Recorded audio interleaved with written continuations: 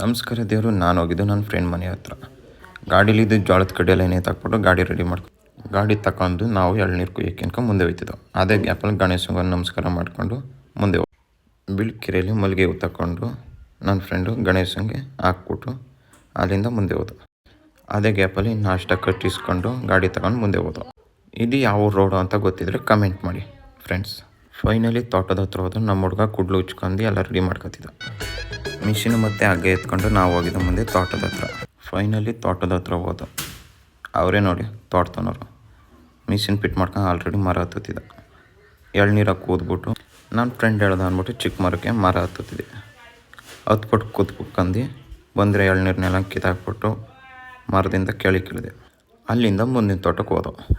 ಆ ತೋಟದಲ್ಲಿ ಎರಡೇ ಮರ ಇದ್ದಿದ್ದು ಅಂದ್ಬಿಟ್ಟು ಎಲ್ಲ ಕೂದ್ಬಿಟ್ಟು ಗಾಡಿ ಲೋಡ್ ಮಾಡ್ಕೊಂಡು ಹೊಟ್ಟೆ ಸೀತಿತ್ತಂತೆ ಎಲ್ಲ ಕೂತ್ಕೊಂಡು ನಾಷ್ಟ ಮಾಡ್ಕೊಂಡು ಅದೇ ಗ್ಯಾಪಲ್ಲಿ ನನ್ನ ಫ್ರೆಂಡು ಮರ ಹತ್ಬಿಟ್ಟು ಅಳಸಣ್ಣ ಕತ್ಕೊಂಡು ಕುಯ್ಕತ್ತಿದ್ದ.